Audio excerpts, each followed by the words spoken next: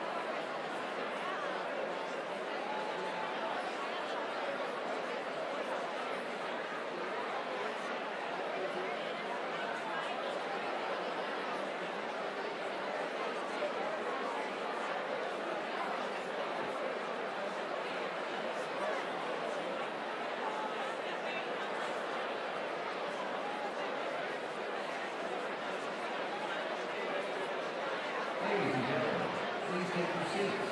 The pre-show will begin in 3 minutes.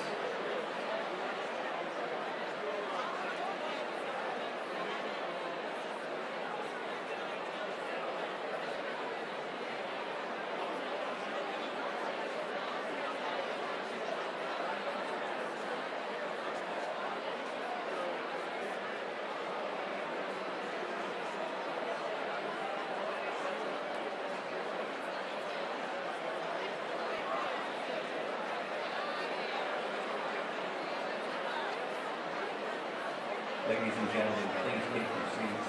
The show is about to begin.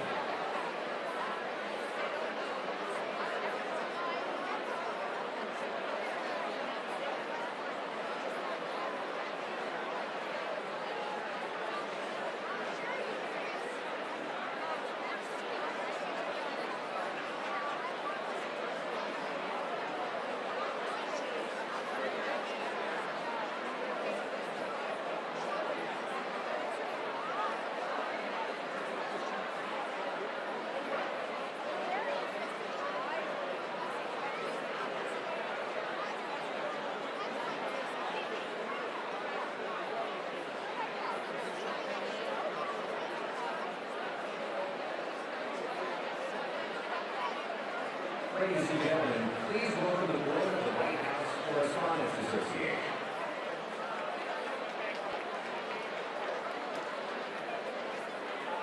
Andy Harnett from Getty Images.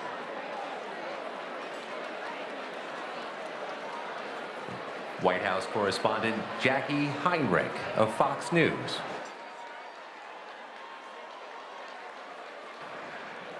Justin Sink, White House correspondent for Bloomberg. Weijia Jiang, senior White House correspondent for CBS News. Politico White House correspondent and Playbook co-author Eugene Daniels. Kenneth Strickland from NBC News.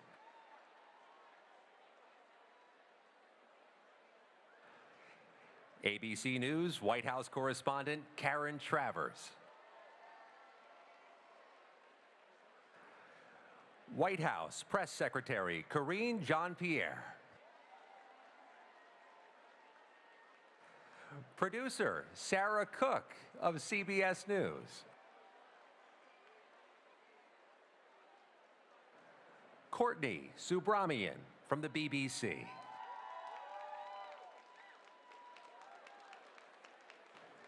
And the president of the White House Correspondents Association, NBC News senior White House correspondent, Kelly O'Donnell.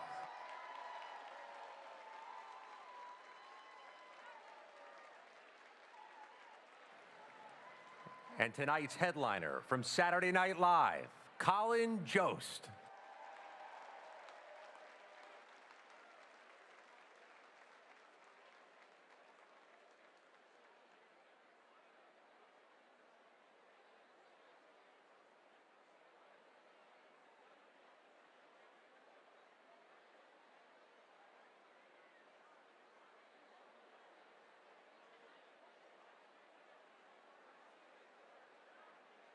Ladies and gentlemen, please take your seats.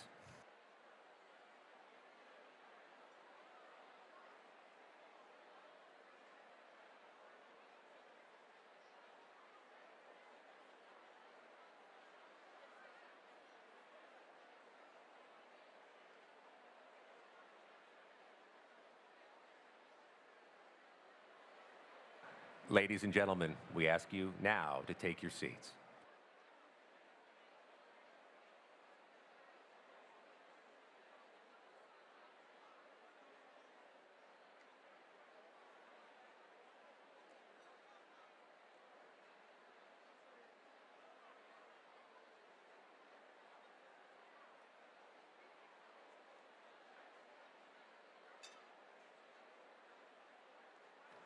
Now, please welcome Vice President Kamala Harris and the Second Gentleman Doug Emhoff.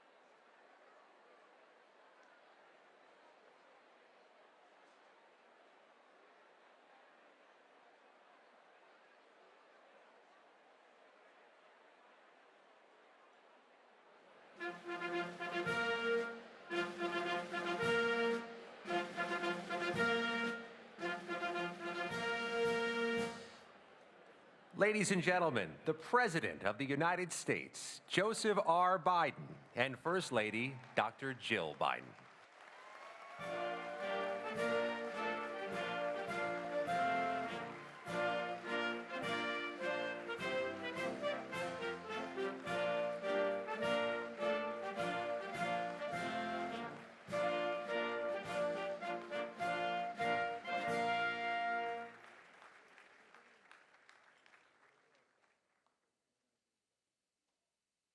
Ladies and gentlemen, please rise for the nation's colors presented by the Joint Armed Forces Color Guard. And please remain standing for our national anthem performed by the U.S. Marine Band.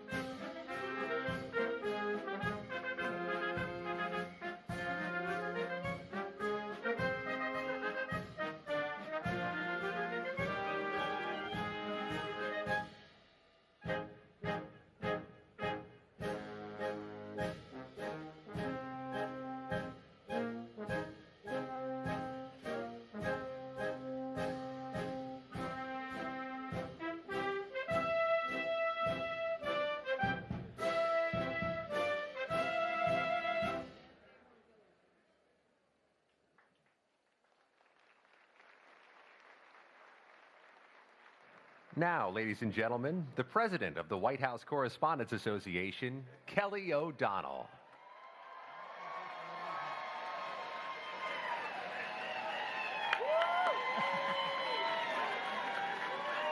Good evening. Good evening. We're really here. Thank you to the President's own Marine Corps Band, led by Drum Major Master Gunnery Sergeant Dwayne King. Good evening, and welcome to a great Washington tradition. What began as a simple dinner for about 50 reporters back in 1921 has grown and grown to this. I need a little help from the President's own.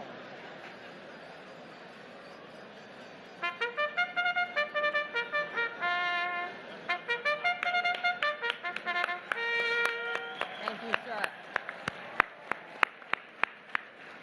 More than 100 years of heritage. We only get dressed up like this once a year, and now you are a part of the story. Welcome to the 2024 White House Correspondents' Dinner. Mr. President, Vice President Harris, Dr. Biden, and Mr. Emhoff, thank you for the gift of your time. This is a complex moment for our nation, and a campaign year with faraway conflicts leave many worried and wondering about the future, understandably so. We know that is our backdrop tonight.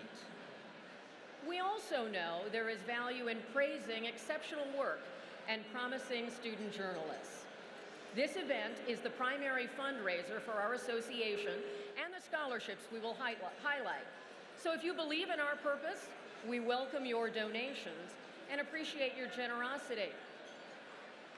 Master Sergeant, I think we might need a little boost for that, don't you, sir?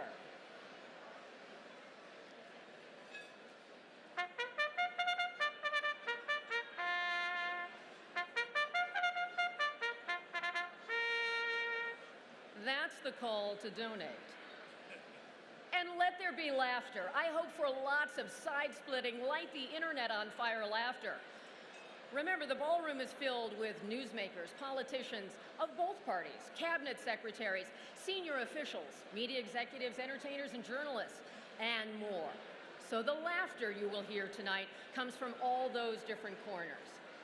So get ready to roast. The humor is intended to zing and skewer across the political spectrum and aimed at the national media too. But before we get really going, let me offer some thanks to my employers, Mike Cavanaugh, Cesar Conde, and NBC News for 3 decades of adventure, and for your support building to this special night, and importantly, for giving me the time needed to do this job, to serve as president of the WHCA, which can be a full-time job.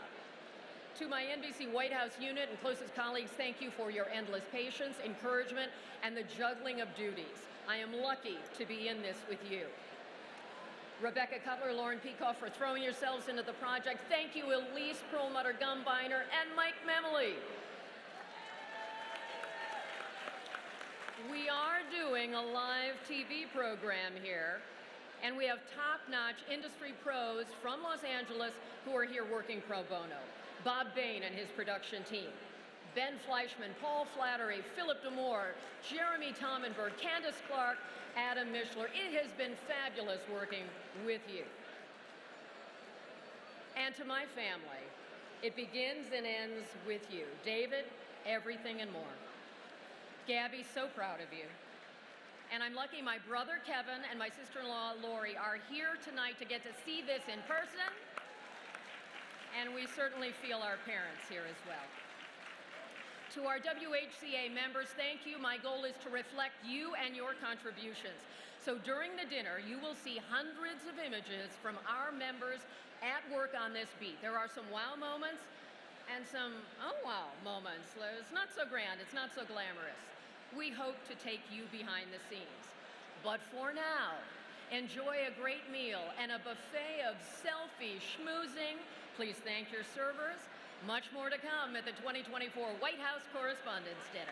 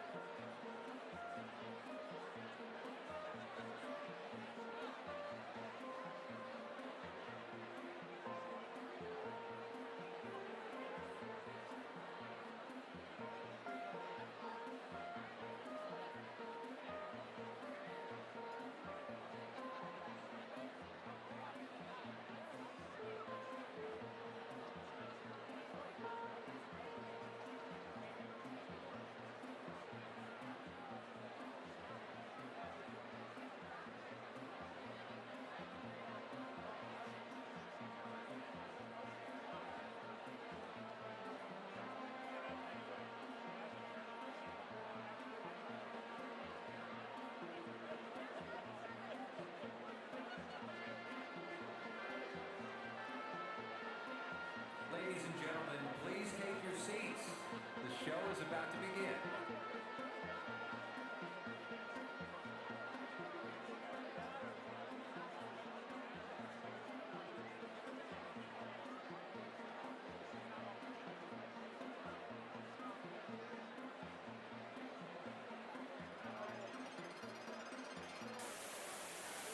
What's happening in your neck of the woods? It's the White House Correspondents' Dinner, and some politicians are about to be roasted. Journalists gather to toast free speech at the White House Correspondents' Dinner. We have awards, scholarships, and laughs coming your way. It's Saturday night, and Colin Jost is not in New York. Get ready to laugh, everyone. The show is about to start. This star-studded celebration of the First Amendment. Picture a room full of the most prestigious names in Washington.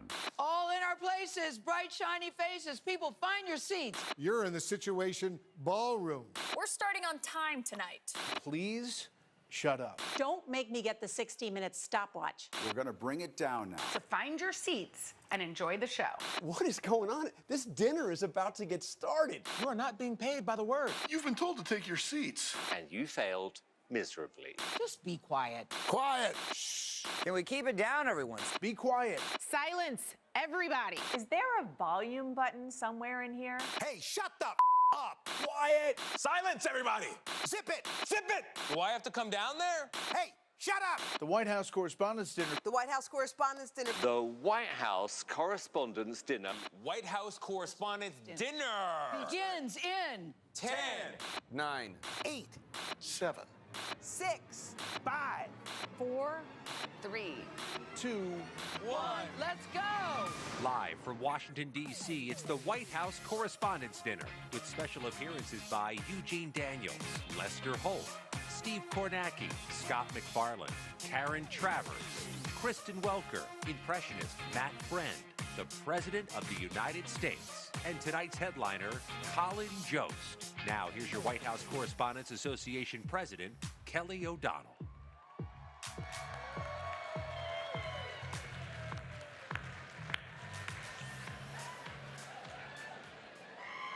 Now we've got your attention.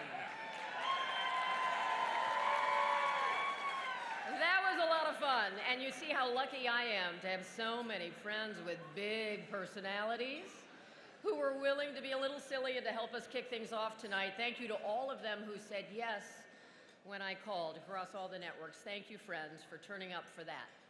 Mr. President, Vice President Harris, Dr. Biden and Mr. Emhoff, we welcome you as we celebrate freedoms that are both enduring and repeatedly tested. Your presence here speaks clearly and loudly about the essential connection between a free press, freedom of speech, and the democracy we value.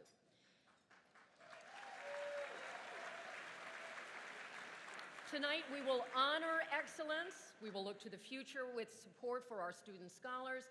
But we know that eyes are wide open here. We come together for this grand evening in tumultuous times with crises and conflicts all around us. There's no mistaking that. We also know that life has many dimensions, including time to celebrate and time to laugh. So many of you have reached out to me to say how excited you are to see Colin Jost as our entertainer. Let me be honest with you, when your dream choice to headline this event and this crowd says yes, that is a good day. That is a good day. Thank you, Colin, for being here. And I know Colin cares about history and thinks about history like so many of us in the White House Correspondents Association. And I don't mean dusty books in the library. I learned a lot about Washington from hearing laughter on Saturday nights when I was growing up in Ohio. And that showed me humor could take on serious subjects and leave us feeling a little lighter. So I asked Colin and our friends at Saturday Night Live to open up the time capsule, nearly 50 years of political humor, to take us on a fun and funny ride. Ladies and gentlemen, the President of the United States. No problem. Don't want to be here, and here, and here, and here. Not gonna do it. Not gonna do it. I will do this. I will do this. I will do them both together. One thing about being a leader is that a leader has to make some very tough decisions. That's why I'm going with the chimichangas. We are almost out of time, so I will ask each candidate to sum up in a single word the best argument for his candidacy. Governor Bush? Strategery. Vice President Gore? Lockbox.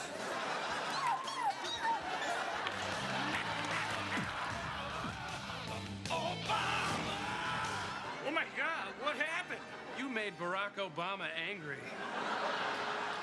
And when you make Barack Obama angry, he turns into The Rock Obama.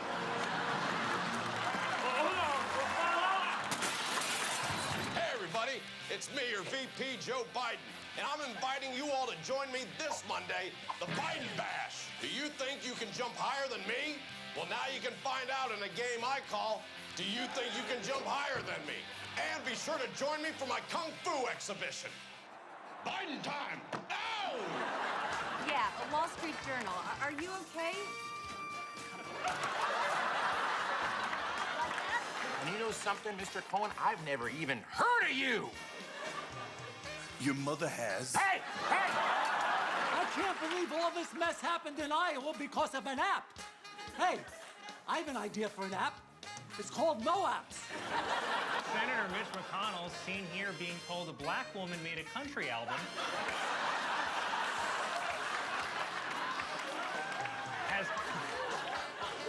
Has come out in favor of a bill that would potentially ban TikTok in the U.S. Of course, for McConnell, TikTok is just what the Grim Reaper says while tapping his watch. You know, Jesus did some incredible things. Some would call them miracles. In terms of fish and with regard to bread. This is my speech. There are others like it, but this is mine. I wrote it myself last night while screaming into an empty bag of Doritos. And we're gonna go in there, we're gonna get our pole watches so close. We're gonna get this close. See, this is legally close. Okay. Nuts on back. That's where a pole watcher ought to be. When can we get back to the Capitol and resume the vote? Hello, DoorDash. It's Chuck Schumer. Julia Congressman George Santos, seen here in a promo for a pawn shop reality show, was indicted on federal charges including conspiracy, wire fraud, and identity theft. He was also indicted for reckless homicide when that button shot off his jacket and killed a bystander. This entire country has been bullying me just because I am a proud gay thief. But what else is new? America hates to see a Latina queen winning. You see, I'm not just a senator, I'm a wife, a mother, and the craziest bitch in the Target parking lot. House Speaker Mike Johnson said that he is blurring the faces on the footage of January 6th rioters so that none of them would be charged with a crime. So unfortunately, we'll never know who they are. It's a terrible time for our country. I am standing weirder than ever. I just pounded a Celsius. Let's do this. Woo! And remember, we may be from different eras, but at the end of the day, we're both Joe freaking Biden. And live from New York, it's Saturday night. We are live, and our dateline is Washington. Thank you, Lauren Michaels, Colin, and the SNL team. Now to our first bit of business. 50 years of SNL, we can applaud for a moment. That was my whole life flashing before my eyes of watching all of that. We begin with our business of the awards tonight, and we honor excellence, not only to recognize the superb reporting, writing, and photography, but to inspire more great work from so many of you. When true facts, real accountability, and well-reported insights are so vital. I turned to a newsman I first met when I was a college intern, and he was a local news anchor in Chicago.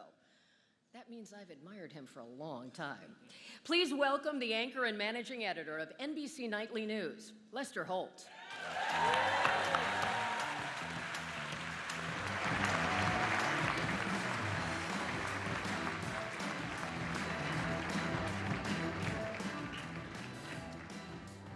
Thank you, and Kelly, I am so proud to be your colleague. What an amazing night this is. Thank you for everything you and the team have done.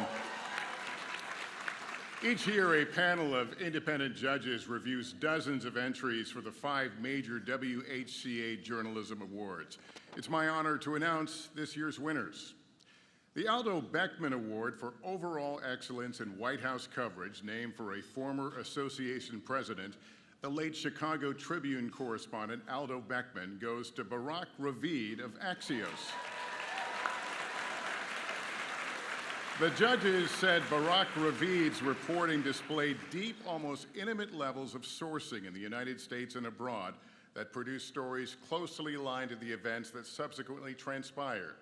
His stories put the reader into the room as decisions were being made in the tumultuous aftermath of the October 7th Hamas-led raids on Israel.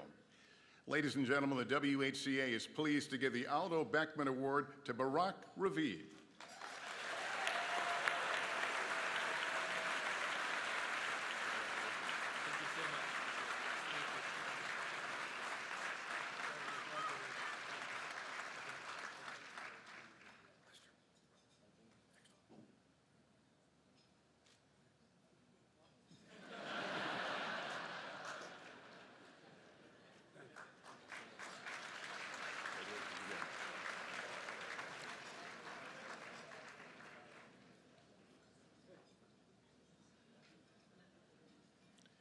The WHCA gives out 2 awards for reporting under deadline pressure, one for print, another for broadcast.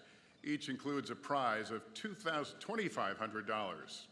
This year's print winner is Peter Baker of the New York Times. The judges said Baker's coverage of President Joe Biden's visit to Israel just days after the October 7th attacks filed on deadline from Tel Aviv combined a comprehensive recounting of that whirlwind trip with expert reporter-driven analysis of the president's messaging and priorities during a fraught moment. He carefully selected observations of public events paired with well-sourced reporting of behind-the-scenes detail, smartly summarized the emotional crosscurrents, diplomatic chaos, and other challenges surrounding the journey.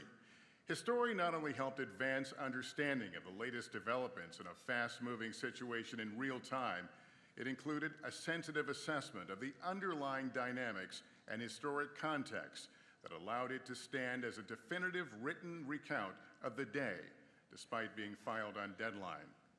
Please welcome the winner of the Deadline Award for Print, Peter Baker.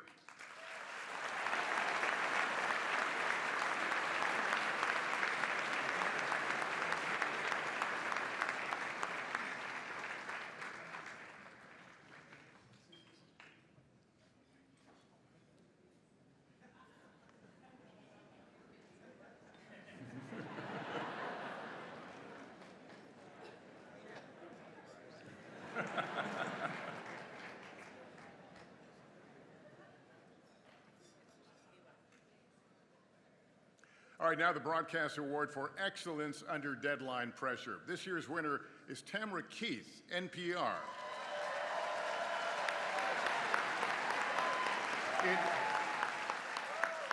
It goes to last year's WHCA president for her work on the president's trip to Israel.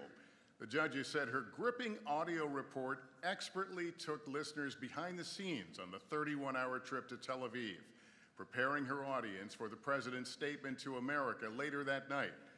Sound rich and textured and written on Air Force One, while en route back to the United States, Keith's story lays out President Biden's thinking and brings listeners in on the trip, along with her and onto Air Force One to hear the president himself announce breaking news.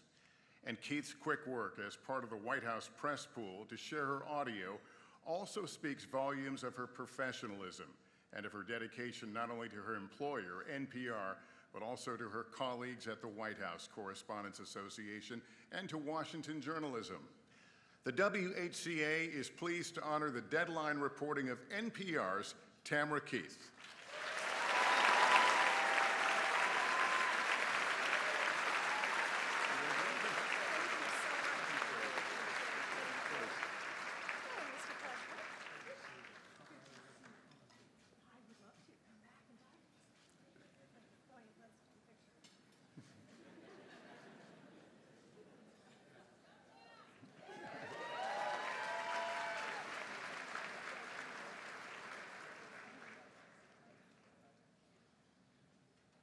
Now the award for excellence in presidential news coverage by visual journalists. This award recognizes a video or photojournalist for uniquely covering the presidency from a journalistic standpoint, either at the White House or in the field. This could be breaking news, a scheduled event, or feature coverage. It includes a prize of $2,500. This year's award goes to Doug Mills, the New York Times, for this photo of President Biden boarding Air Force One in Warsaw for the journey back to Washington, D.C. after meetings and speeches about the war in Ukraine. The judges praised the photo for showcasing three key elements: action, composition, and feeling. They each also viewed the picture differently, agreeing that whether the picture is foreboding or optimistic, the interpretation is left to the viewer. Of the impressive batch of visual entries, they said this photograph best captured the news-making year. Please join me in congratulating New York Times photographer Doug Mills.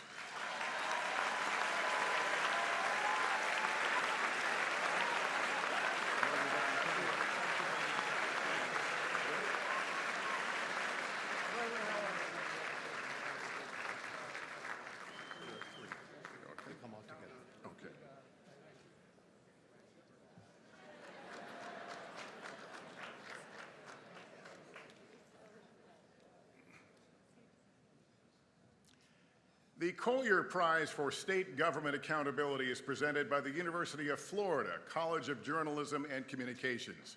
This is the 5th year we have presented this prize at the dinner, and it comes with a check for $25,000. This year's award goes to a collaboration between the Texas Tribune, ProPublica, and Frontline, reporting on the tragic mishandling of the active shooter situation at Robb Elementary School in Uvalde, Texas, on May 14, 2022.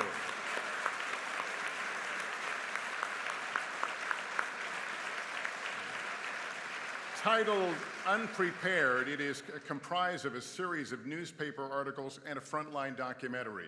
The meticulously researched report explains why Robb Elementary School students and teachers remained barricaded in a classroom for 77 minutes with the gunman, while more than 100 police and military officers scrambled to find radios, flashbangs, shields, and even the key to unlock the classroom.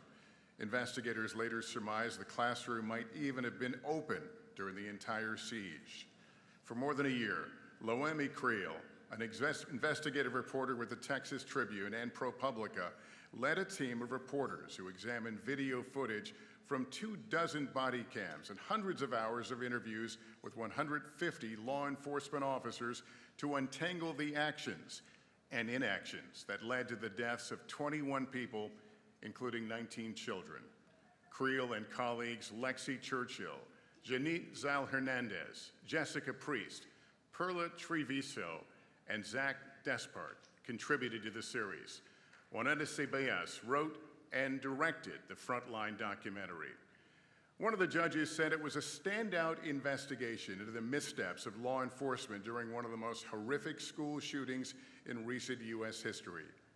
The accompanying Frontline documentary was especially strong, using officer body cam footage and recording debriefings with officers to take viewers inside the investigation of what went wrong and why those entrusted to protect children and teachers failed to act until it was too late to save some of the victims. Here to accept the award are Loemi Creel, Lexi Churchill, and Zach Despart.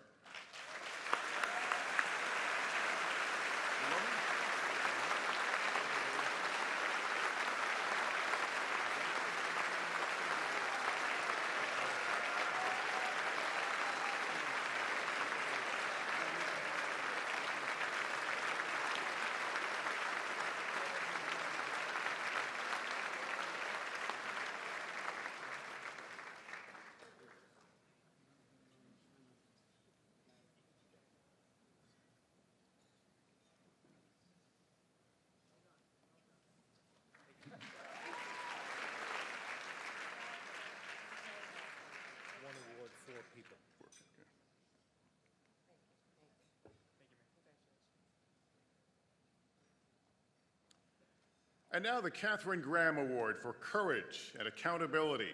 It is, of course, named in honor of the legendary Washington Post publisher.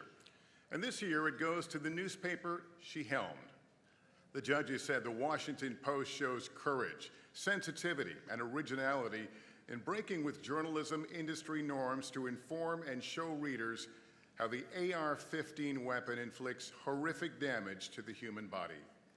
The Post was transparent about its reporting methodology and courageous in publishing graphic images of victims of mass shootings, including children, and the after effects on survivors and families. It handled this sensitive subject well, with prominent warnings to readers that the images may be disturbing, and conversations with the families of the victims ahead of publication about the paper's methodology and intentions. The Post's executive editor, Sally Busby, also published a lengthy explanation outlining the newspaper's choices. She acted with sensitivity toward the victims and the survivors and elevated our nation's important national conversation about gun safety, gun ownership rights, and the tragic blast effects of the AR-15. The Post's decision to publish this story exemplifies the journalism, courage, and skill that Katharine Graham exhibited regularly under her leadership. Please welcome the winners of the Katharine Graham Award from the Washington Post, Nick Kirkpatrick, Sylvia Foster Frau, Todd Frankel, and Peter Walston.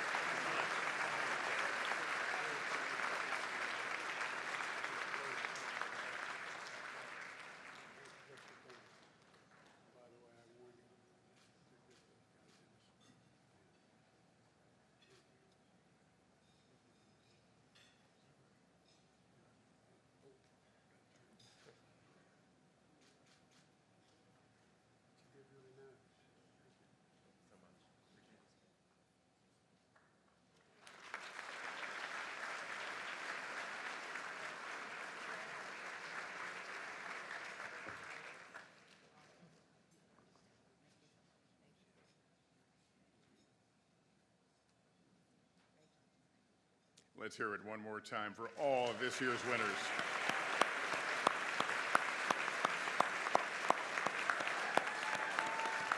Ladies and gentlemen. And now, from Meet the Press, we take you inside the White House Correspondents' Dinner for the night by the numbers. Our own Steve Kornacki is at the big board to break it all down. Steve? All right, Kristen, been crunching some numbers, and why don't we start with a map? Now, not an electoral map, but a map of the banquet hall. You can see right here there are 260, count them, 260 tables, each one of them set for 10 people. Some real advanced math here. That works out to 2,600 people. Now, if it feels a little cramped around you, it's for good reason. The entire venue, less than 30,000 square feet. So good luck maneuvering your way around, and leave a little extra room, if you will, for your servers. Here's a stat about that banquet staff. 25 years, a quarter of a century. That's the average experience at WHCA dinners for each banquet team member. Now, let's get to the most pressing question that I know is on your mind right now. What's on the menu? Well, let's check that out. Holy potatoes, as in 675 pounds of them. I'm told this might be a nod to a certain president's Irish root. And speaking of presidents, here's another number to keep in mind. That number is 16, as in there are 16 sitting presidents who have attended this dinner through the years. Started with Calvin Coolidge back in 1923. But enough about the presidents. I want to talk about you for a minute, because by being at this dinner, you're doing something very important. You're contributing to scholarships for the next generation of journalists, 30 of them waiting in the wings tonight. And that brings me to the single most important number I can share with you this evening. That number is $3.5 million in scholarships from the WHCA and its partners, given out since the 1990s. So congratulations to the recipients. That is your dinner data. As a White House correspondent for ABC News, her reporting can be heard on 1,650 ABC News radio stations and seen across 200 ABC News affiliate television stations and on the 24/7 streaming channel ABC News Live. Here's Karen Travers.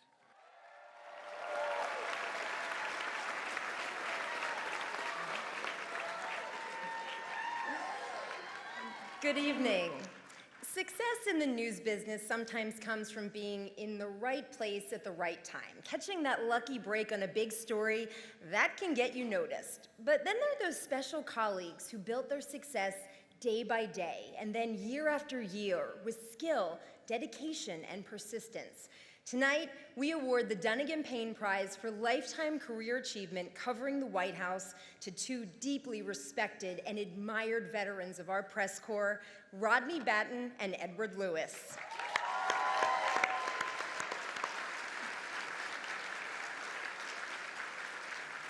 If you have watched any of the major events coming out of the White House over the past several decades, from presidential interviews to Oval Office meetings to summits all around the world, you have seen Rodney and Ed's work. They always got their shot when it counted, again and again.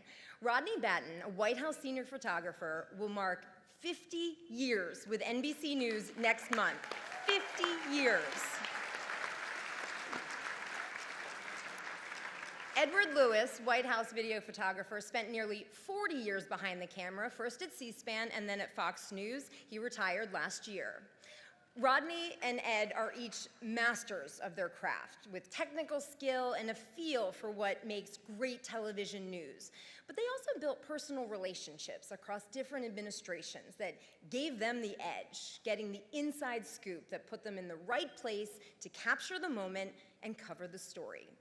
This prize is named for the first two African-American women of the White House press corps, Alice Dunnigan and Ethel Payne.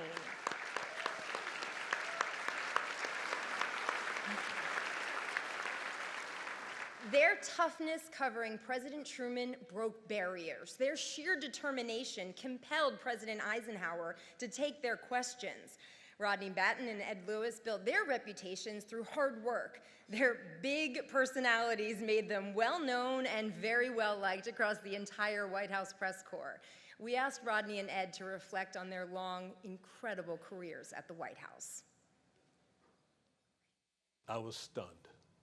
I just couldn't believe it. And this is a great honor. I really am honored, very flattered. I shed a few tears, too. How many people can come in here every day and be this close to the President of the United States, the leader of the free world? Born and raised in Washington, D.C., I spent many years riding by this building, and I would always ride by and look in and wonder if I could ever work there. And that dream came true. Being around presidents gave me a sense of pride, honor, and hard work that I put in, because the world is waiting for the video that Rodney and I shot. Being travel pool, which we've both done, is probably the pinnacle of covering the White House, particularly abroad, because we are representing the press corps of the United States. I had the honor of covering the night that the U.S. had the bin Laden situation. I was called in, we were just shocked to see what was going on, but we knew that there was something big and we had to get to work fast. This job requires teamwork. I've been here a little bit longer than Ed, so a lot has changed. And a lot, I mean, to be witness to that, it's just incredible. When Obama became president, and I was sitting up behind the rack, and I lost it. This country had elected a man who was black. When I first got that call from Kelly, we talked about the two African-American women who this award is named after.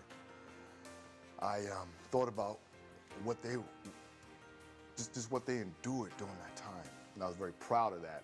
I like to think that I came here every day, did what was expected of me. I really admire the change that the White House correspondents took in making sure that people of color, other nations, ethnic groups also had access to this press environment. Because this is a center. I don't care where you go, you might think it is, but this is a center of the press in the United States. If you make it in here, you've arrived.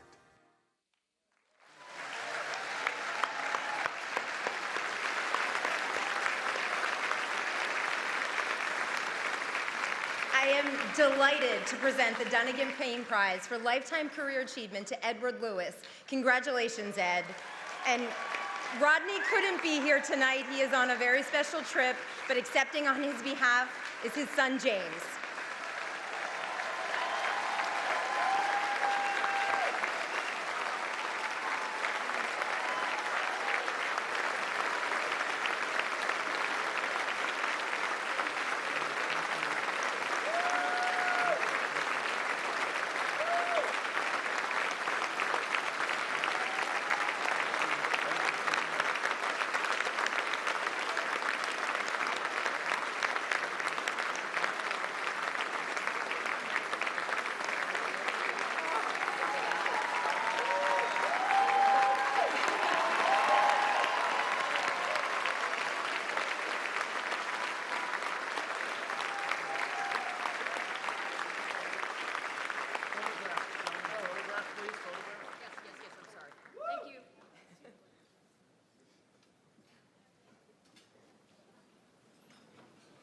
That's earned, ladies and gentlemen. That's earned.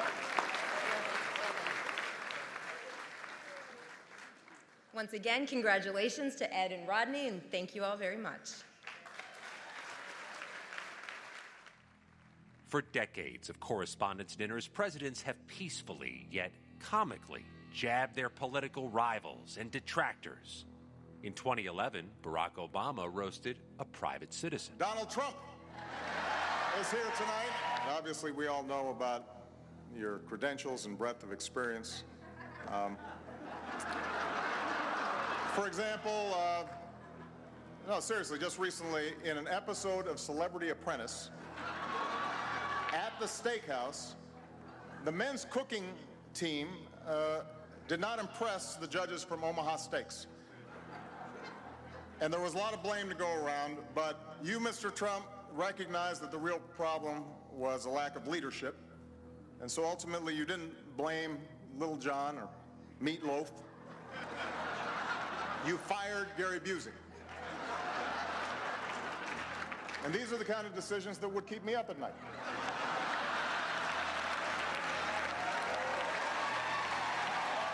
What was Donald Trump thinking? Would he recover from this? Tonight, your answer. Well, I will tell you, it is really a tremendous opportunity to be at the most failed dinner anybody's ever seen. Great to see you losers. A lot of people say that. Hello, everybody. Why is it so quiet? What's happening? It's quieter than Sleepy Joe. Hello, Joe. How are you? Great to see you. We're going to debate, right? That's what they're saying. There's a lot of stars here. There's a lot of great people. There's Scarlett Johannesburg. Scarlett is here from Black Widow. I love the blacks. I really love the blacks. It's true. You have a lot of people that could potentially be a vice president. You have Lara Trump, who's a lot better than Ronna McDonald. Who doesn't love Ronna McDonald, right? I'm loving it. You like a Happy Meal, right? You like that? But I will tell you, this dinner, you're so tight. It's so uptight, right? This dinner is sadder than Taylor Swift's new album, The Tortured President's Department, right? Look at him, the white tuxedo. He doesn't like me too much, right? But I will tell you, the Chinese apps are being banned. It's horrible. We have to post our David Peckers on Snapchat now. That's what they're saying. Let's face it, folks. I'm on fire right now like the guy outside the courthouse, right? Not soon enough. Not soon enough. But I will tell you, I am killing this dinner harder than Kristi Noem kills the puppies. Moving on, please. Even Bernie has something to say. Mr. Trump, you have no idea what the ordinary experiences everyday Americans are. I am concerned with battling the ruthless dictators like Vladimir Putin. Can we all agree on that? Can we all agree? Even Mitch would agree with that right now. Mitch?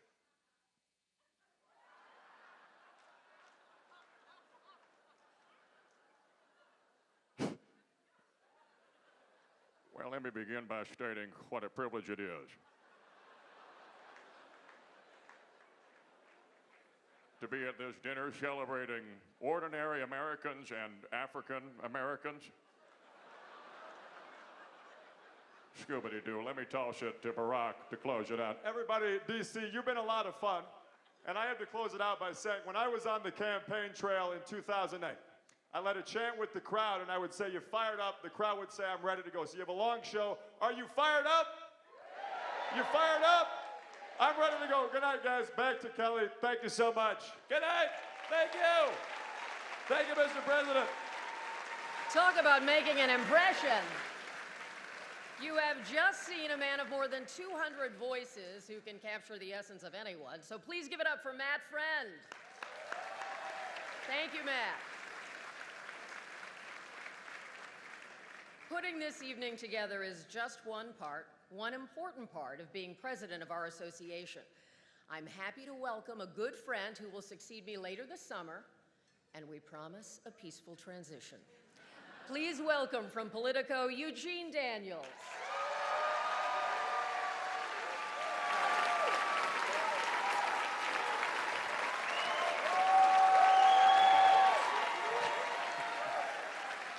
Good evening, good evening. And now for the best part of the evening, the scholarship students. Don't worry, Mr. President Colin, I'm sure people are looking forward to hearing from you as well. The WHCA history spans 110 years, but we are also very focused on the future and young journalists who aspire to report on government, politics, and the White House themselves one day. In 1991, our association began this commitment to give back and, most importantly, lift up promising students. Not only financial help, but WHCA mentors make a year-long commitment to work with these students, offering advice and encouragement. And we all know what a difference that can make. None of us would be here without opportunity and support, and most importantly, again, people who are ready and willing to lift us up. We have built important partnerships to extend the reach of our giving, and our dinner is the primary fundraiser for our association and our scholarships. So thank you for your support and your checks. Thank you very much. Tonight, we congratulate 30 students from 16 colleges and universities around the country. Friday, they received a tour of the White House, received a briefing with Senior Advisor to the President, Anita Dunn, and got amazing advice from journalists who'd literally been in their shoes. I can tell you from experience, they are bright, brilliant, and ready to take all of our jobs. Let's meet them. I believe in the First Amendment. I believe in the First Amendment. I believe in the First Amendment. I'm Amaya Gavika from Boise, Idaho. Alex Wally from Columbus, Ohio. Trinity Webster Bass from Jacksonville, Florida. Grace Konecki, and I'm from Hudson, Ohio. I'm Gabe Castro-Root from San Francisco, California. Sejal Govindarao from San Ramon, California. Eli Boltz from Tomball, Texas. Danielle Blinn from Mission Viejo, California. And Hajar Gilani from Philadelphia, Pennsylvania. Clayton Vickers. I'm from Boise, Idaho. JD Jean-Jacques from Greenwich, Connecticut. Julianne Ventura from Indianapolis, Indiana. Kyle Fiesik from DeLuke, Georgia. McKenna Christie, I'm from Powell, Ohio. Petra Bickus, I'm from Flagstaff, Arizona. Tyra Ware from Bowie, Maryland. Matthew Patillo from Lawrence, Kansas. Caleb Winters, I am from Upper Marlboro, Maryland. Catherine Mahoney from Olney, Maryland. Keegan Ward from Orlando, Florida. Juan Pablo Lopez from Bogota, Colombia. Marika Friedman from Silver Spring, Maryland. Nugget Downey from Milton, Connecticut. Nagara Jaevi, originally from Iran, currently living in the Bay Area, California. Ava Thompson from Chicago, Illinois. Leah Weston from Des Moines, Iowa. Grace Kenyon from Fort Collins, Colorado. Tahira Sajadi from Scottsdale, Arizona. We are the future of journalism. We are the future of journalism. I believe in a strong, free press. We are the voice of the people. We are the voice of the people. We are the voice of the people.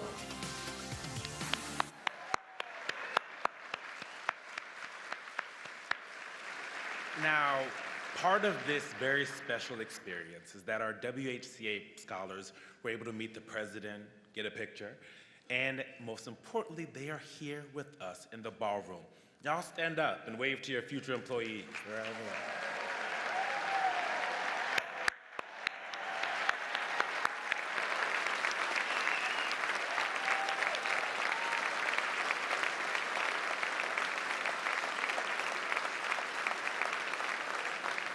And when you see them tonight, give them your time, your advice, and your cards, because trust me, they will be following up. Thank you. Have a good night. I'm a White House correspondent. Of course, I've learned to tune out these showboats. I'm a White House audio technician. Of course I'm good boyfriend material. I'm willing to listen. I'm a radio correspondent. Of course I can get on the air from anywhere. I'm a White House correspondent. Of course I don't mind if the National Park Service cuts the lawn during my live shot. I'm a White House still photographer. Of course I don't need to climb the corporate ladder. I spend my days up here already. I'm a White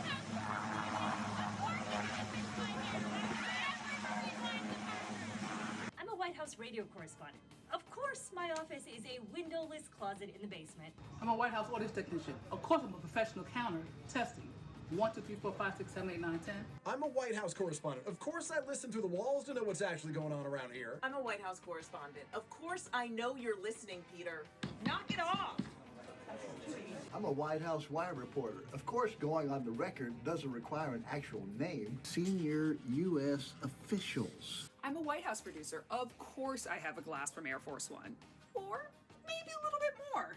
We're White House correspondents. Of course we spend half our time in Scranton.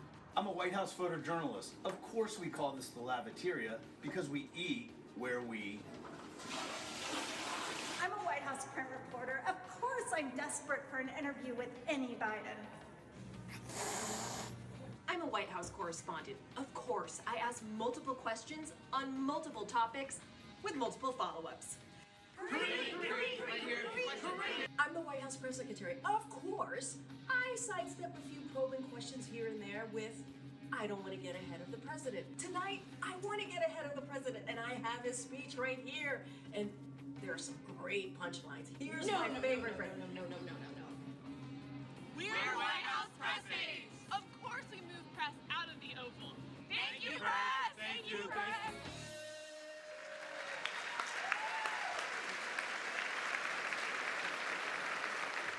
I too am a White House correspondent, and of course, I appreciate the good humor of colleagues who wanted to take you behind the scenes. This is one night where we celebrate, we laugh, hopefully at ourselves. We take a breath and a beat before we get back to work. With a world on edge, a nation weary but resilient, a campaign that is not the echo of 4 years ago, however familiar the names and the issues. All of it is a heck of a story. Our White House Correspondents Association includes more than 800 journalists from all branches of the news business. We are 250 news organizations, and our members represent 39 countries, covering news that emanates from the White House and around the world. Our work at its best seeks information and accountability, not specific outcomes. In that vein, we ask questions. We often shout questions. We would welcome more opportunities to pose them in a calm and measured way. We strive for knowledge, not noise.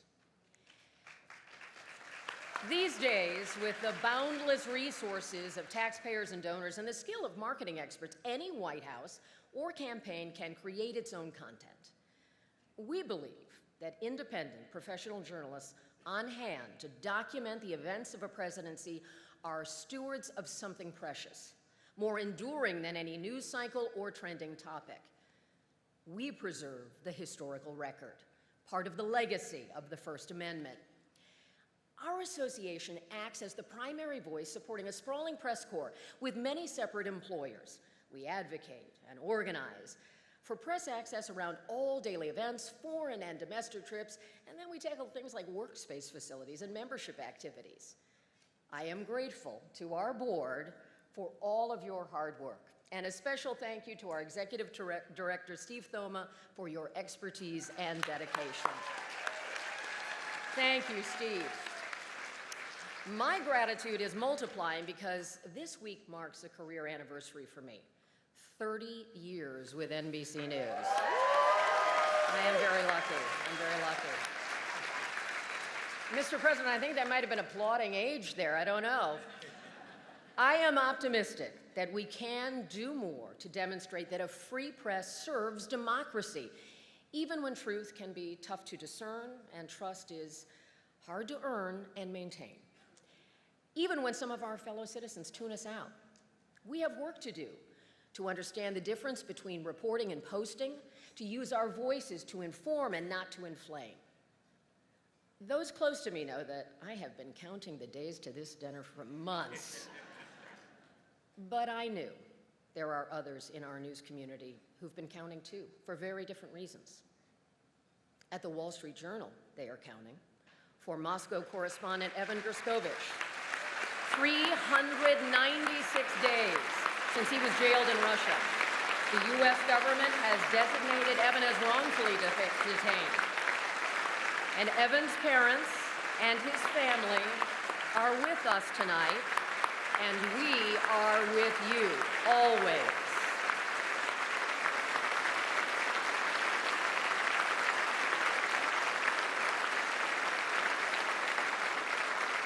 We remember Austin Tice, 4,276 days, nearly 12 years since he was kidnapped in Syria. His mother, Deborah, is with us, and Mrs. Tice, we are with you. And Mr. President, again, we humbly ask that you do everything you can to bring them home. Our profession can be perilous. Since October, about 100 journalists have been killed, most of those deaths in Gaza, according to the Committee to Protect Journalists. Around the world, more than 320 reporters imprisoned as of December, including an American with dual Russian citizenship, Alsu Kermayshev, who works for the US-funded Radio Free Europe Radio Liberty. She has been jailed in Russia since October. Here at home, there are different challenges: online threats, hostility vented at reporters on the job, and anxiety is about a paycheck. Layoffs have hit our business very hard this year.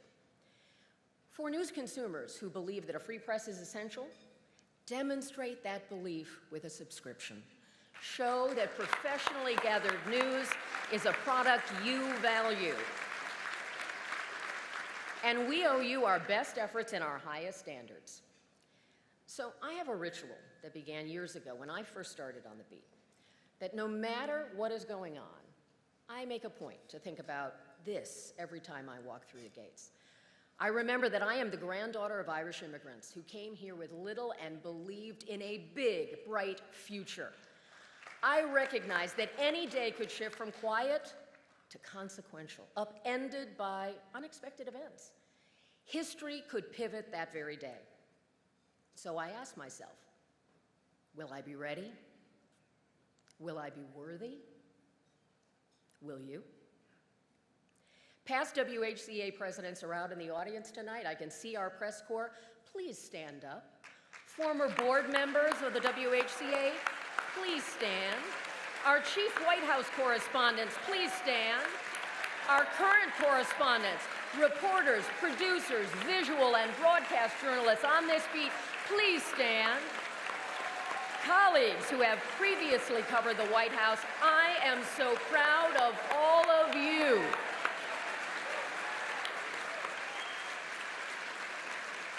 And join me in a tradition where we show our respect for the office we cover. On this night, a toast to the First Amendment and to the President. Mr. President. And now, I get to say words those Irish grandparents and my mom and dad never thought were possible. I'm honored to welcome the 46th President of the United States, Joe Biden.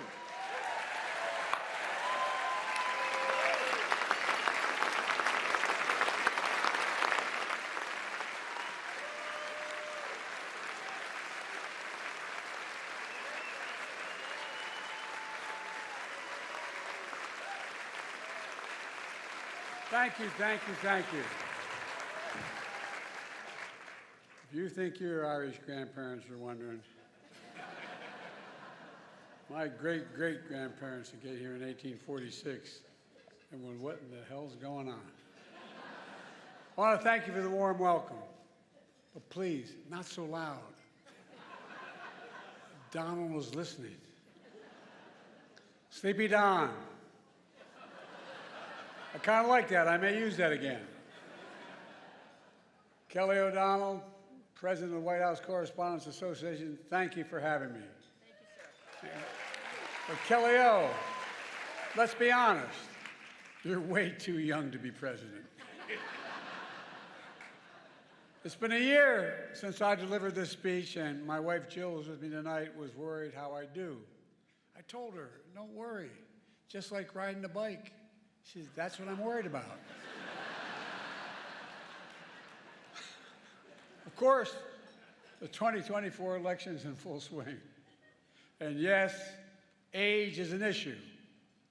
I'm a grown man running against a 6-year-old.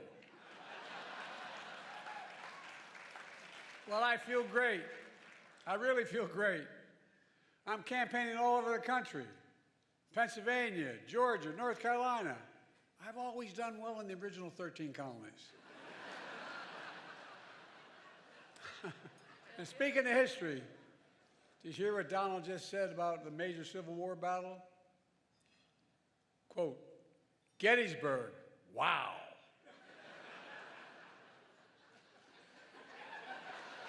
Trump's speech was so embarrassing, the statue of Robert E. Lee surrendered again. But look,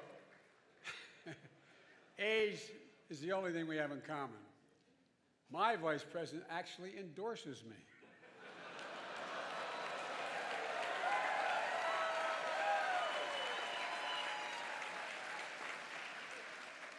I had a great stretch since the State of the Union. Well, Donald has had a few tough days lately. You might call it stormy weather. What the hell? Trump's so desperate he started reading those Bibles he's selling. Then he got to the first commandment. You shall have no other gods before me. That's when he put it down and said, this book's not for me. Look, being here is a reminder that folks think what's going on in Congress is political theater. That's not true. If Congress were theater, they'd have thrown out Lauren Boebert a long time ago.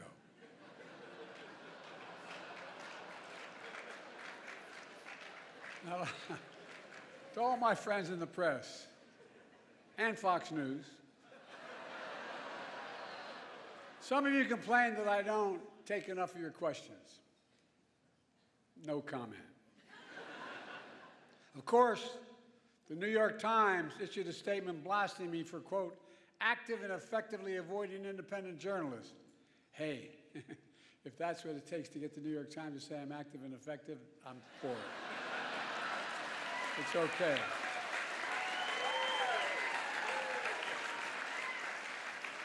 I have higher standards. I do interviews with strong, independent journalists who millions of people actually listen to, like Howard Stern.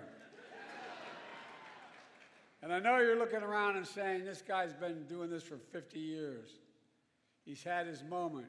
Give him someone else a chance. To say that, I say, Lauren, ignore the critics. Ignore the critics. Lauren's a great friend who's had 8 comedians play me over the years on Saturday Night Live. 8. And who the hell says I'm not a real job creator? Look, Lauren's had even more comedians and actors joke about me, like the funny guy in Weekend Update, Michael Che. He's hilarious. Scarlett Johansson, you did such an incredible job in your State of the Union rebuttal that you should be do Weekend Update. Clearly, you're the funny one in the family.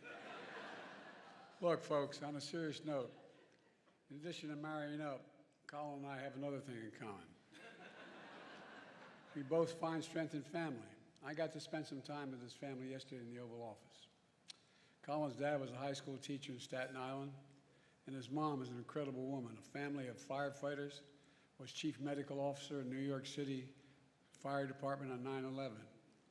As a doctor, she rushed to ground zero, risking her own life, treating and saving fellow first responders. Rushing into danger for others is my definition of patriotism and heroism.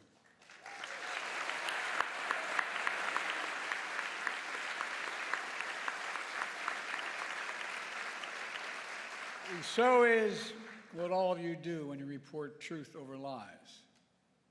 That's why I want to close the night with my genuine thanks to the free press. There are some who call you the enemy of the people. That's wrong and it's dangerous. You literally risk your lives doing your job. You do. Covering everything from natural disasters to pandemics to wars and so much more. And some of your colleagues have given their lives, and many have suffered grievous injuries. Other reporters have lost their freedom. Journalism is clearly not a crime, not here, not there, not anywhere in the world.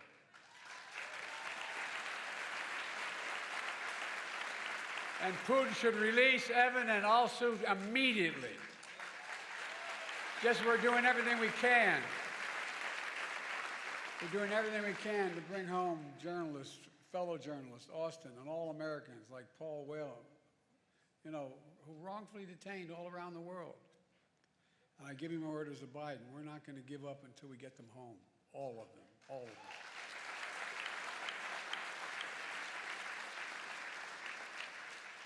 On the third anniversary of January 6th, I went to Valley Forge. And I said the most urgent question of our time is whether democracy is still the sacred cause of America. That is the question the American people must answer this year. And you, the free press, play a critical role in making sure the American people have the information they need to make an informed decision. The defeated former president has made no secret of his attack on our democracy.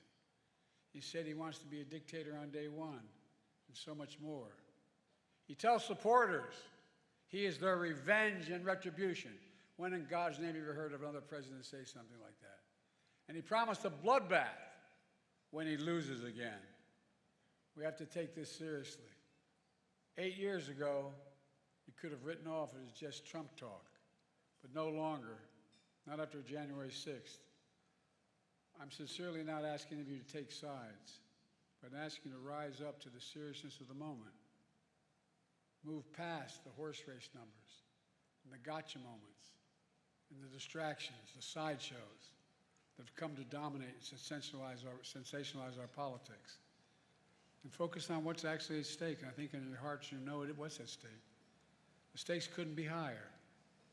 Every single one of us has a role to play, a serious role to play, in making sure democracy endures, American democracy. I have my role, but in all due respect, so do you. In the age of disinformation, credible information that people can trust is more important than ever. And that makes you, and I mean this from the bottom of my heart, makes you more important than ever. So tonight, I'd like to make a toast.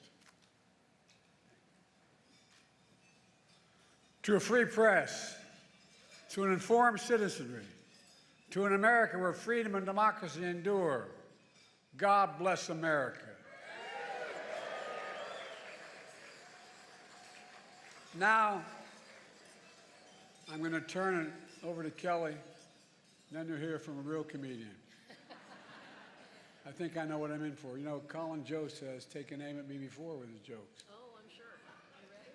Like saying, after winning the South Carolina primary, Biden barely edged out his closest rival. Time. Colin, when I win, I'm going to have a whole hell of a lot of time. And I'm going to be watching, pal. Kelly, back to you.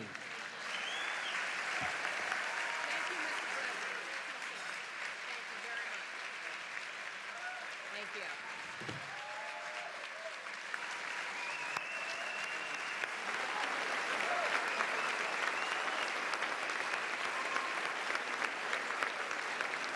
Thank you, Mr. President. Thank you so very much for being here and for your words in support of journalists. And now we turn to Colin Jost, our headline entertainer. Colin not only brings the excitement of his own charisma and talents, but his guests are strictly A-list. In fact, I've been watching this evening as many of you have been trying to get a selfie and hoping to get close to a very special woman who is a big, big star in Colin's life. His mother, Dr. Carrie Kelly. And I know Scarlett agrees that Colin's mother is indeed a star in her own right. As the president indicated, Dr. Kelly spent nearly 4 decades with the New York City Fire Department. She became the first woman named the FDNY's chief medical officer. And her service included 9/11, as the president indicated, where she led triage efforts. So, Dr. Kelly, we thank you for your good work. And as his mother, you know, yes, Dr. Kelly and Mr. Jost, as you know, Colin shares a lot in common with many of us here tonight. We're all fans of Scarlett Johansson.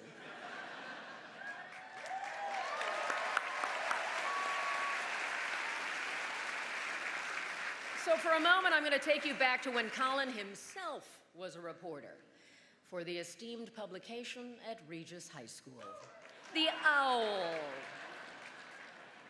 A young Colin Jost scoop, 10 ways not to start an English paper. And in-depth reporting on faculty summer plans.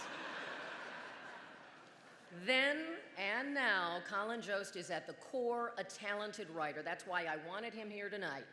And he is now the longest-serving anchor of Weekend Update on Saturday Night Live. Are you ready? Are you ready? It is my thrill to welcome Colin Jost.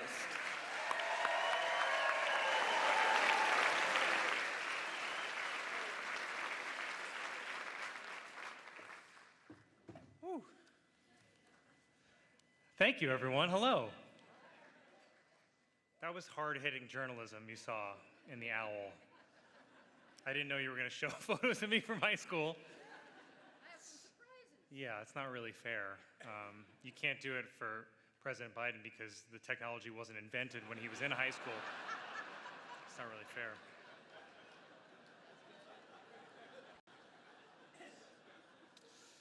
Good evening, everyone. I'm Colin Jost, and I'll be delivering the Republican response.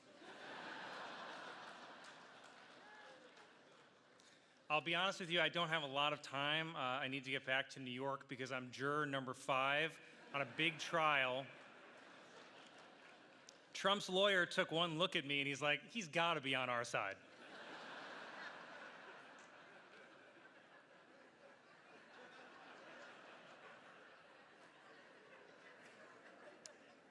Thank you, Kelly, for that very kind introduction. Mr. President, Dr. Biden, Vice President Harris, Doug.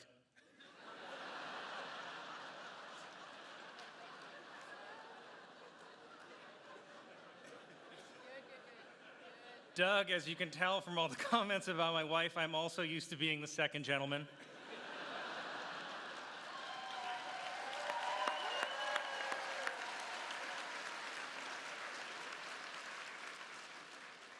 And I am honored to be here hosting what is, according to swing state polls, the final White House Correspondents' Dinner.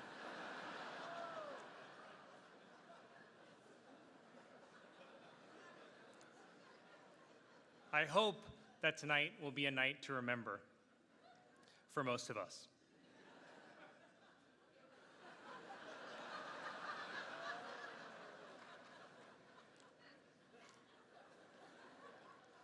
I was excited to be up here on stage with President Biden tonight, mostly to see if I could figure out where Obama was pulling the strings from.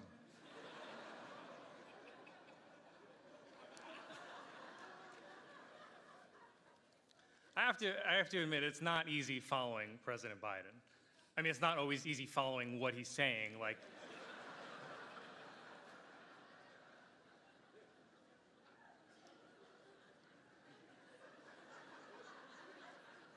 but before I begin tonight, can we just acknowledge how refreshing it is to see a President of the United States at an event that doesn't begin with a bailiff saying, "All rise."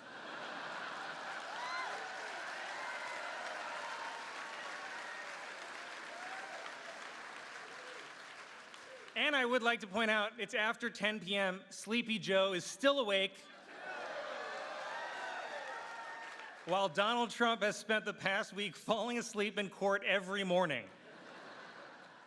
Though Fox News said he was just being anti-woke.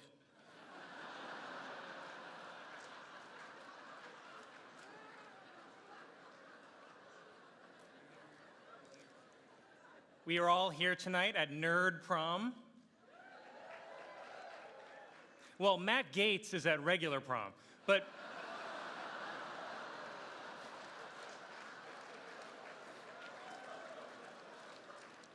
I actually thought I saw Matt Gaetz here tonight, but it was actually just my own reflection in a spoon.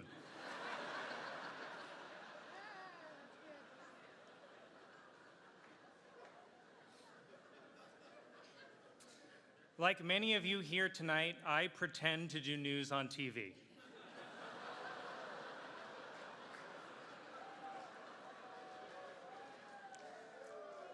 My Weekend Update co-anchor, Michael Che, was going to join me here tonight, but in solidarity with President Biden, I decided to lose all my black support.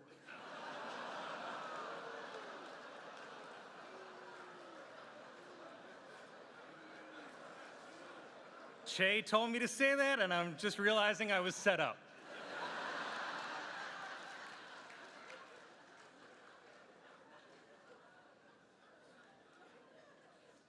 I've done Weekend Update for a while now, but most people don't know that I started out doing the actual news. My first job out of college was as a reporter for the Staten Island Advance newspaper. They do not have a table here tonight. But they asked me to pass along this message to the other print journalists in the room. You think you're better than me?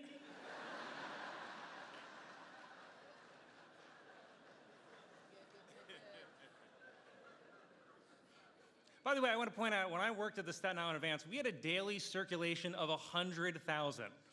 The Washington Post would kill for that.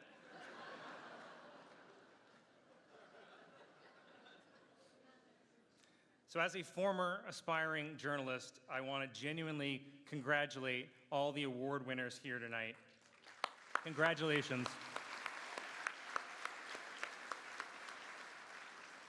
The Correspondents Association provides scholarships to promising young journalism students who may one day be sent off to cover dangerous geopolitical hotspots like Columbia University.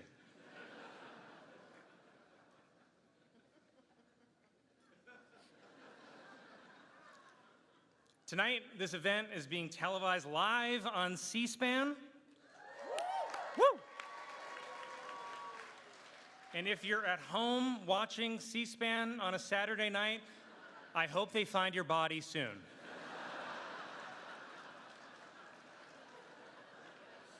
Before your cats get to it.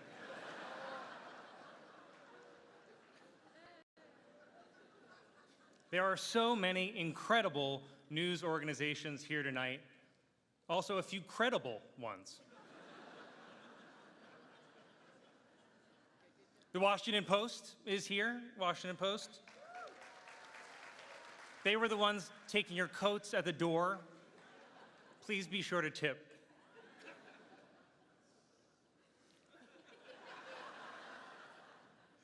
Fox News is here tonight. It's the end of an era. Rupert Murdoch stepped down at Fox News, which is strange. I didn't think there was a step down from Fox News.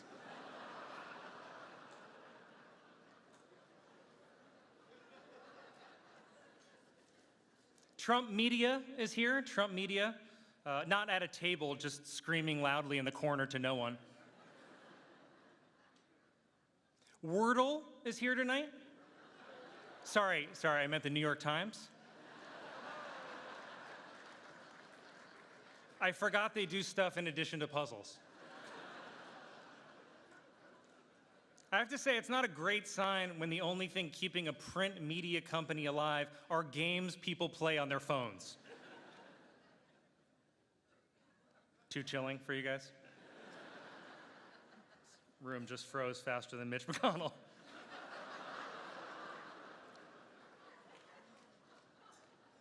And I have to say, apologies to the Times, but as a Staten Islander, I still get all my news from the New York Post. Thank you.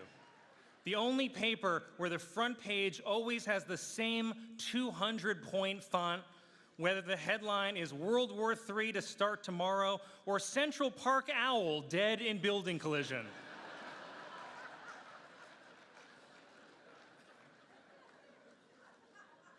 The New York Post is like having the New York Times summarized for you by a crackhead.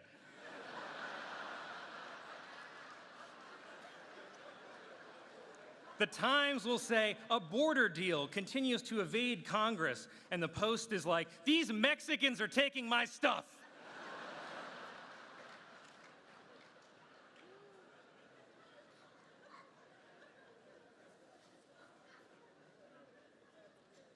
There are so many incredible individuals here tonight. Laura Trump is here tonight. Okay, I got one woo. She recently released a cover of the song I Won't Back Down. Upon hearing it, Tom Petty died again.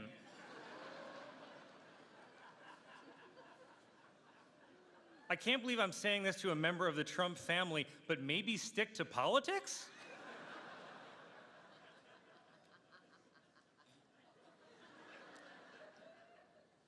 Senator Bernie Sanders is here because he's not the type to pass up a free hot meal.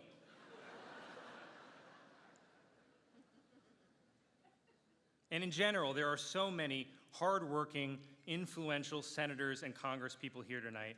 And I just want to say, on behalf of everyone I know, stop emailing us. Stop it. We get it. Democracy is on the line. And your plan to save it is to flood our inboxes like your Crate and Barrel.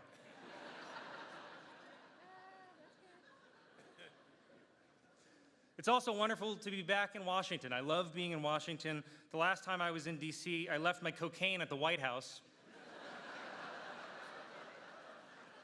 Luckily, the president was able to put it to good use for his State of the Union.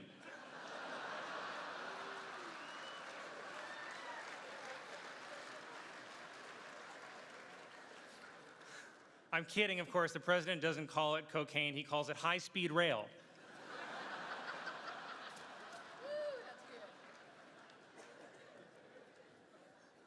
By the way, can you blame the guy for turning to cocaine? He must be exhausted, orchestrating 4 separate trials against his rival, rigging the Super Bowl, and gearing up to steal a second election. Wow.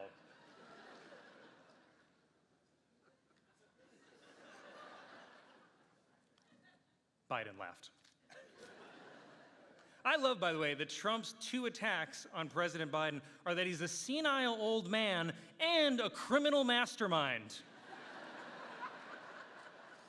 I'm like, I think you gotta pick one.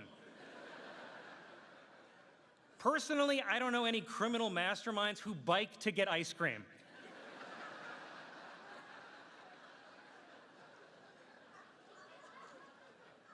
Also, it's not like Trump himself is young and sharp. I'm not saying both candidates are old, but you know Jimmy Carter is out there thinking, I could maybe win this thing.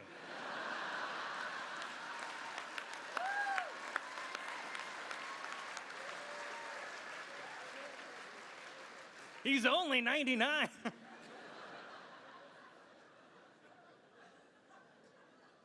There is an election. There's an election 6 extremely long months from now. So let me see if I can summarize where this race stands at this moment. The Republican candidate for president owes $500 million in fines for bank fraud and is currently spending his days farting himself awake during a porn star hush money trial, and the race is tied?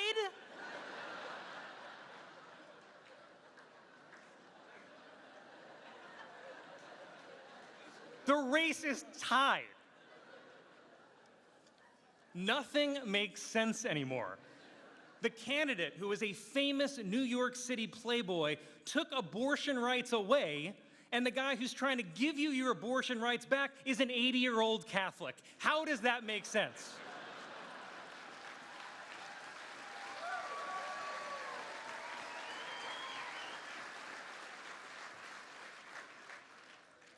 By the way, President Biden, isn't it crazy that he's only our 2nd Catholic president? And what's even crazier is that in just a few short months, we'll have our 3rd in RFK Jr.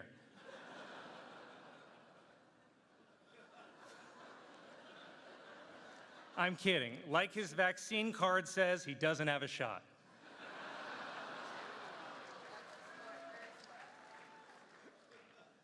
Everything feels strange now. By a lot of measures, President Biden is having a very successful first term, but people don't seem to realize it. Like with the economy, the vibes are bad, but the numbers say it's strong. The economy is kind of like you on the steps of Air Force One.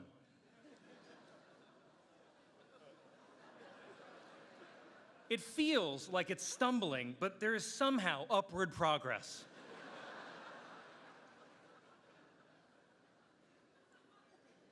I do think that you can do more on the economy, sir. I really do. For example, have you considered eliminating the national debt by shorting Trump stock?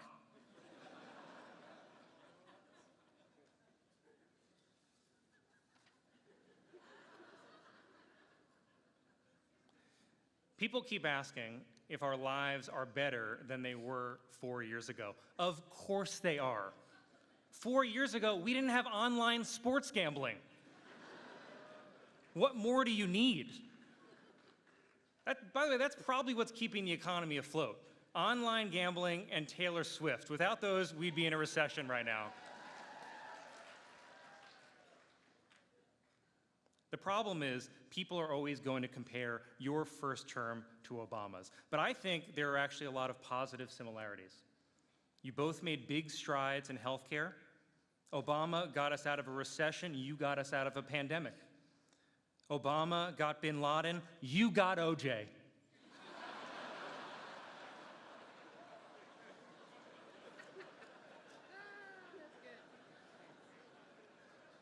And by the way, now that OJ's dead, who is the new frontrunner for Trump's VP? Is it Diddy? By the way, I bet if Trump did select Diddy as his running mate, I bet this race would still be tied.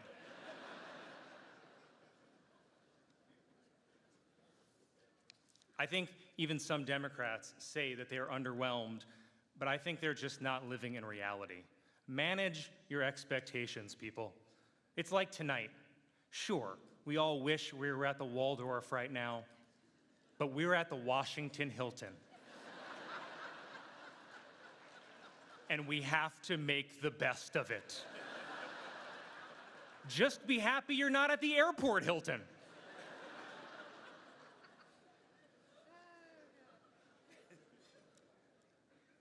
Journalists, these are challenging times, and we need the people in this room to help guide us through it. Your jobs are not easy, and it doesn't help that we're living at the end of traditional media. The gatekeepers are gone. Did you know that 90% of people now get their news exclusively from social media? And that must be true because I saw it in a random guy's TikTok. He was recording the video while driving a Toyota Corolla, but he seemed to know his stuff. Isn't it crazy, by the way, that TikTok could be outlawed in the US by the end of this year? That's a real shame, because we're going to need TikTok to document who is storming the Capitol next January 6th.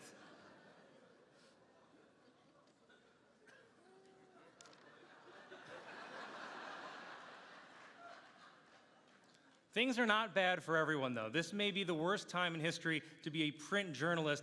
It is the best time in history to be a courtroom sketch artist. My God, the most famous man on earth is on trial, and there's no cameras allowed. Just the artists, their pastels, and their desire to make Trump look as bad as possible. Every sketch of Trump looks like the Grinch had sex with the Lorax.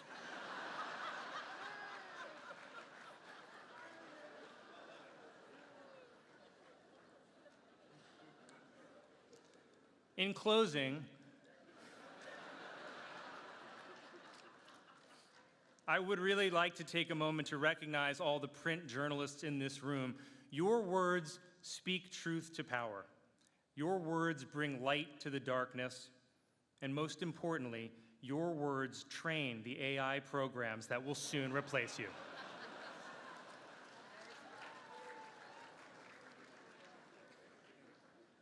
And finally, I wanted to thank my family, and I wanted to thank my friends for being here tonight to support me.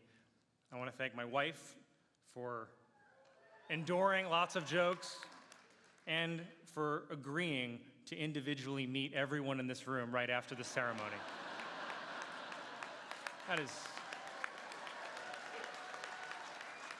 That's really special, honey. Thank you. Don't be shy. Come right up. She hates privacy.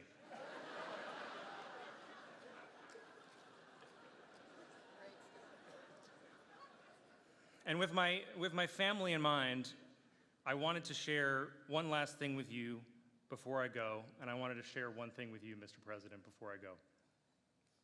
I lost my grandfather this year, as you alluded to, a firefighter, William Kelly. He's the reason that our son's middle name is William. He helped raise me growing up, and I would not be here today without him. My grandpa was a firefighter on Staten Island for 40 years. To make extra money for his family, he was a substitute teacher, and he painted houses.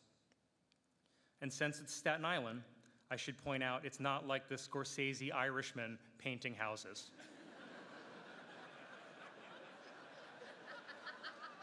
He was not a mafia hitman. He actually painted houses. The FBI is here. I don't want to start a whole thing. My grandfather was another rare Irishman who didn't drink because he lost his father and his brother to alcoholism. And I swear, Mr. President, this is not an age comparison. You remind me of him. Some of your best qualities remind me of his. And I will say, he was 95 and he was still great at stairs.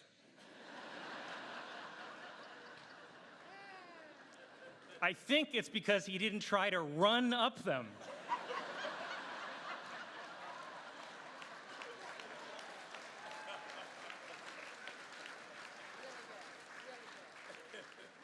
But the reason that I bring up my grandfather, and I don't know if you realize, Mr. President, but Staten Island firefighters are not normally your demographic.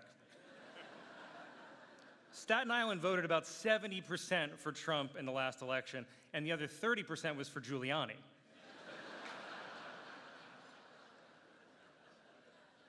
But Staten Island also sided with the British during the Revolutionary War.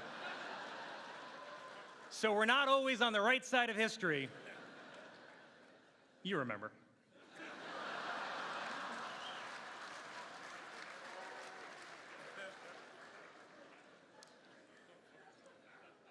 But my grandfather, a Staten Island firefighter, voted for you, Mr. President.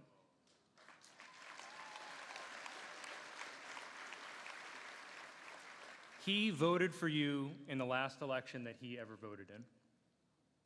I mean, I'm sure someone else will vote twice in this election using his name, but that's just how the democratic machine works.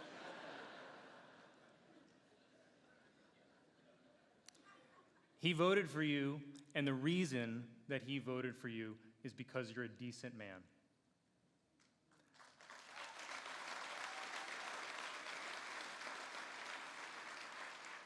My grandpa voted for decency, and decency is why we're all here tonight. Decency is how we're able to be here tonight.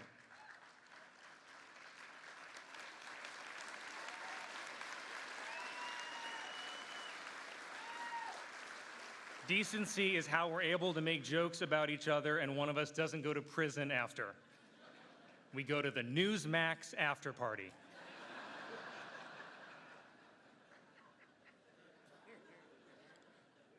And when you look at the levels of freedom throughout history and even around the world today, this is the exception. This freedom is incredibly rare, and the journalists in this room help protect that freedom, and we cannot ever take that for granted.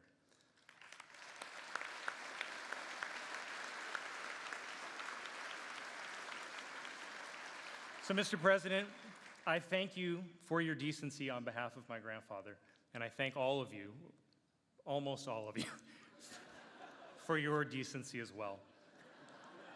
I am very honored and grateful that you invited me here tonight. Thank you and good night.